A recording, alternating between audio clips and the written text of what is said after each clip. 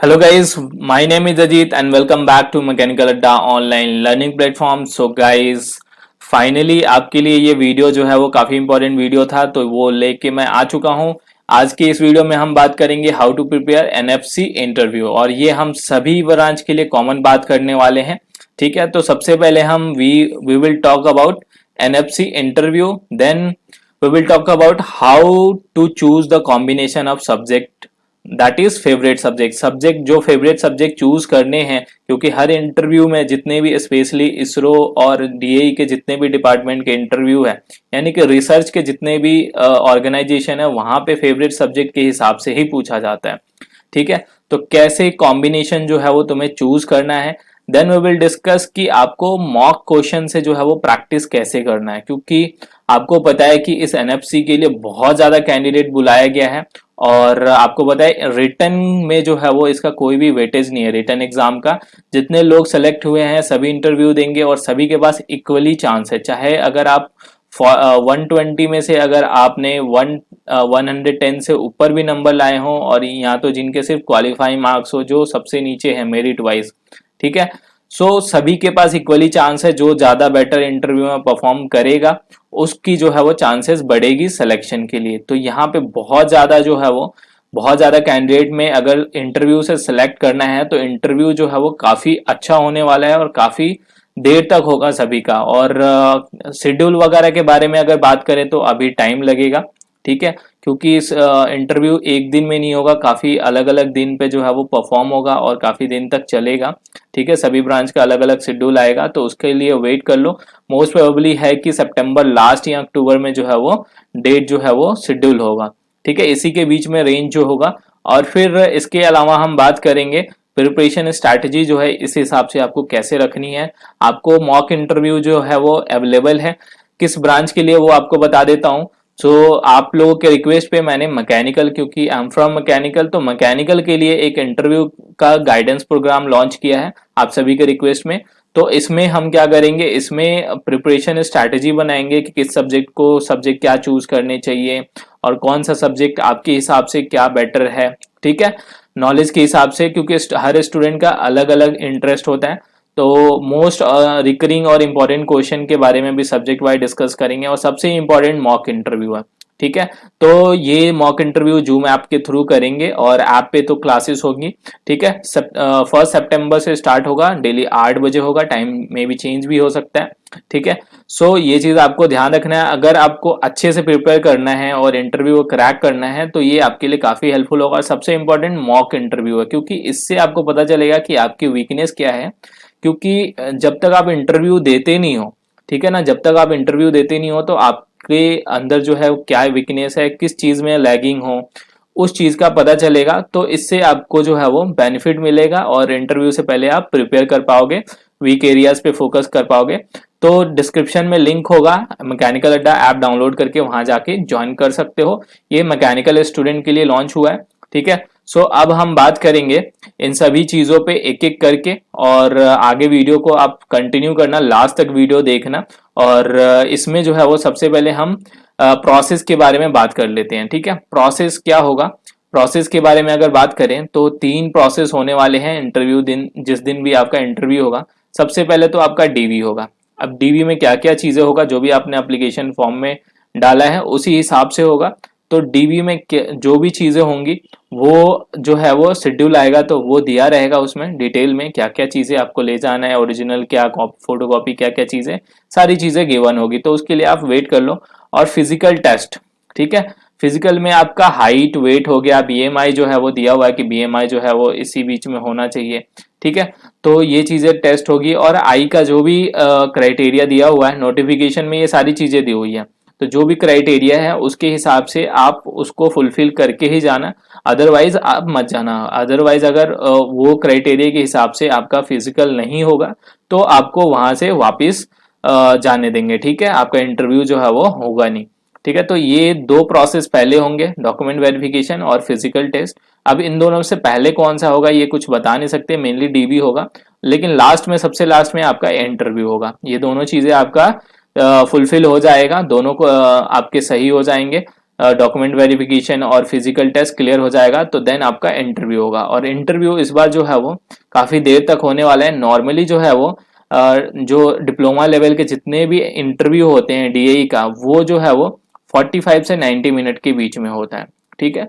और मोस्टली जिनका सिलेक्शन होता है, ज़्यादा देखा जाता है कि उनका इंटरव्यू ज़्यादा देर तक चलता है, क्योंकि जिनका कम टाइम में हो जाता है मतलब उसमें इंटरव्यूअर जो है वो इंटरेस्ट नहीं होते हैं, क्योंकि उन्हें पता चल जाता है कि हाँ नॉलेज कैसा है, किसके अंदर जो है वो किस चीज़ में नॉलेज है, किन्होंने पढ़ाई अच्छे से करा हुआ है, बेसिक किसका कॉन्सेप्ट क्लियर है, किन्होंने रट्टा मार के आए। काफ़ी लोग अगर रट्टा लगा के जाते हैं डेफिनेशन और वहाँ जाके सीधे बता देते हैं तो उनको जो है वो ज़्यादा देर तक इंटरव्यू देने नहीं देते, ठीक है। वो उनको पता चल जाता है थोड़ी देर में। तो इस चीज़ पे आपको ध्यान देना है। ये सारी चीज़ें मैं बताऊंगा। और आपको बता दूं कि फाइनल सिलेक्शन जो है वो सिर्फ इंटरव्यू पे होने वाला है, तो ये इंटरव्यू जो है वो बहुत ज़्यादा इंपॉर्टेंट है, ठीक है। आपका मार्क्स कितना आया है रिटर्न में उससे कोई भी फर्क नहीं पड़ता, ठीक है। तो इस चीज़ का आपको ध्यान रखना है।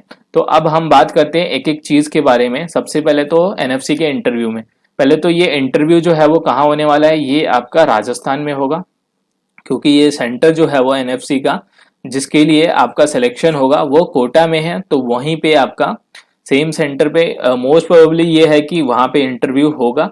बाकी अगर शेड्यूल में कुछ अलग आएगा तो वो आपको पता चल जाएगा, ठीक है ना। लास्ट टाइम जो है इसी एडवर्टाइजमेंट का जो है वो दिसंबर में कुछ एग्जाम हुए थे कुछ पोस्ट के लिए, तो उनका जो है वो हैदराबाद सेंटर का था, तो वहीं पे इंटरव्यू हुआ था, ठीक है।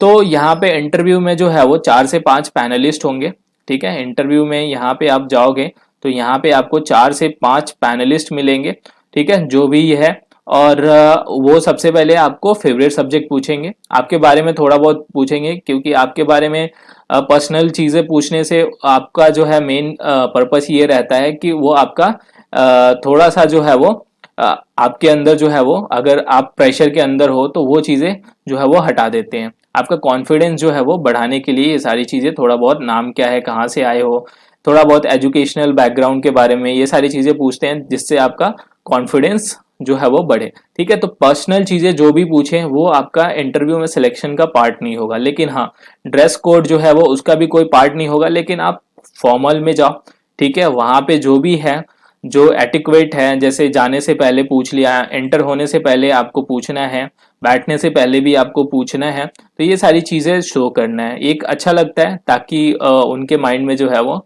ये चीज़ें जाए। लेकिन ये जो है वो इस बेसिस पे आपका सिलेक्शन नहीं होगा, ठीक है।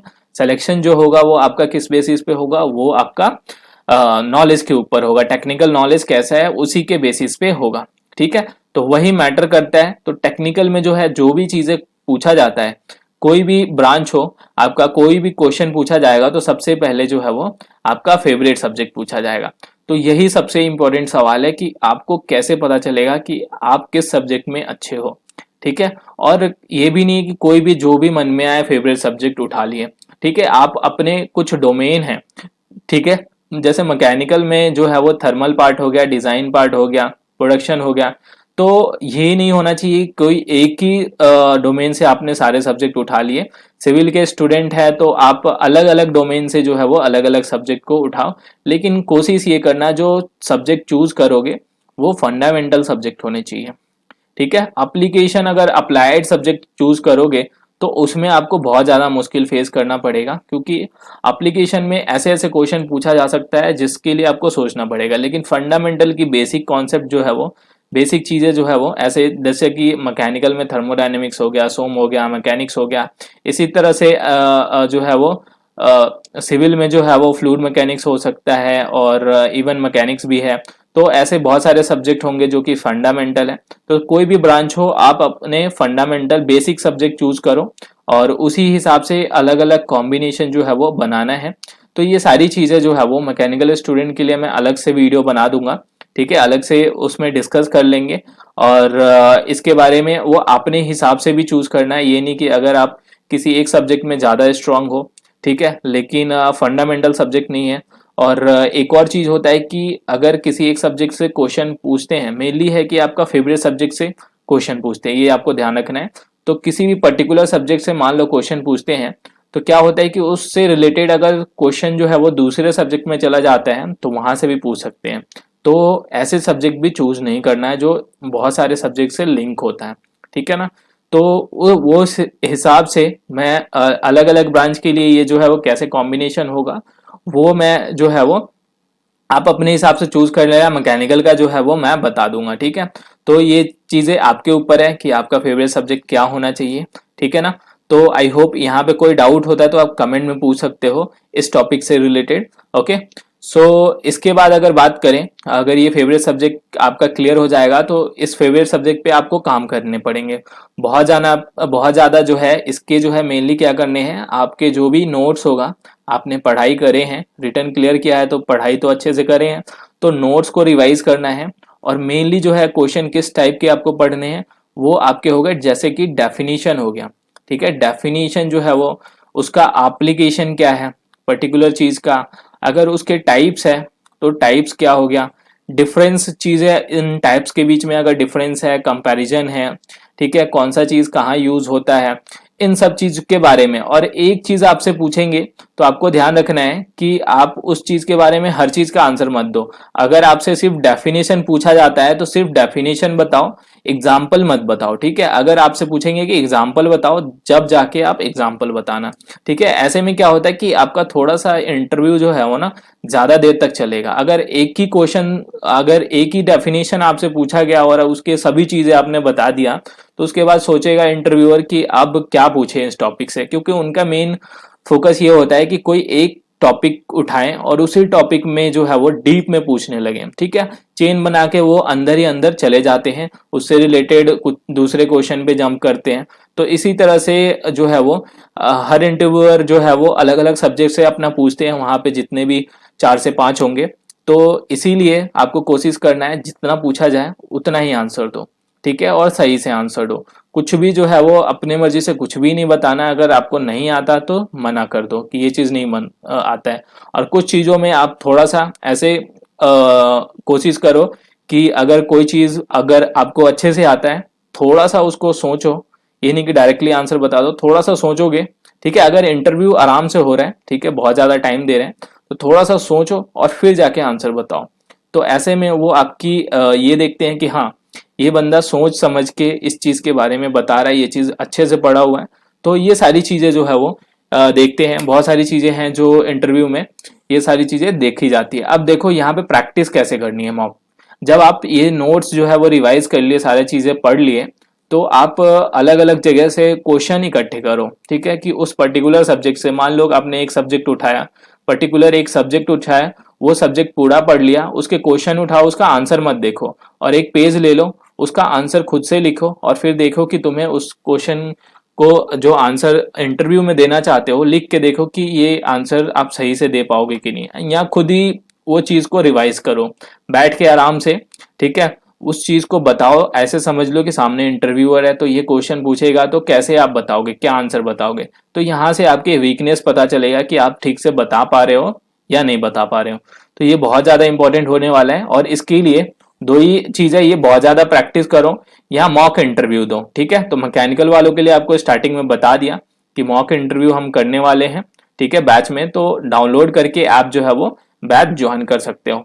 अब इन सब चीजों की प्रिपरेशन स्ट्रैटेजी कैसे रखनी चाहिए, अलग अलग ब्रांच के स्टूडेंट हैं और अलग अलग उनकी जो है वो स्ट्रैटेजी अलग होगी। लेकिन क्या है, मेन जो है वो पढ़ाई का, इंटरव्यू का जो है वो आपको ऑलरेडी बता दिया कि मेनली जो है वो आपको फोकस करना है सब्जेक्ट चूज करने पे, ठीक है। प्रिपरेशन स्ट्रैटेजी का पहला स्टेप यही होगा कि कौन से सब्जेक्ट आप वहां पे बताओगे, ये उसी हिसाब से आप, और बाकी सब्जेक्ट पे भी जो है वो आपको पढ़ने हैं।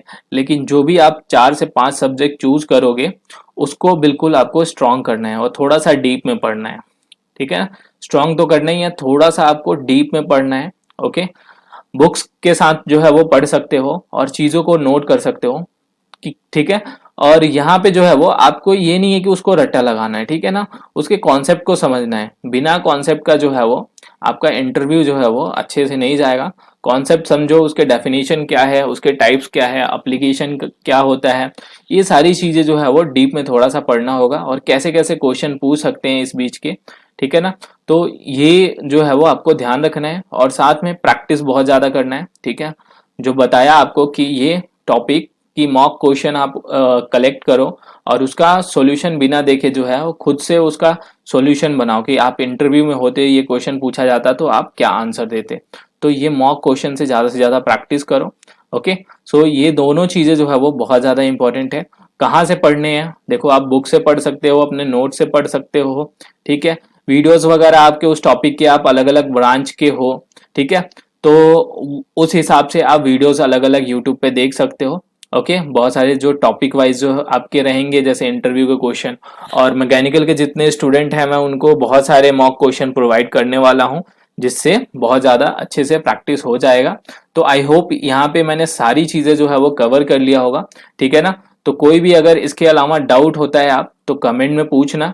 ओके, और मैकेनिकल के स्टूडेंट के लिए मैं अलग से एक मैकेनिकल पे वीडियो बना दूंगा, ठीक है, और वहां से जो है वो उसकी प्रिपरेशन जो है वो अच्छे से कर सकते हो, ठीक है। सो आई होप यहाँ पे सारी चीज़ें कवर कर लिया है। कोई भी डाउट होता है तो कमेंट में बताना, और इसके बाद मिलते हैं हम नेक्स्ट वीडियो में नेक्स्ट अपडेट के साथ। Thanks for watching.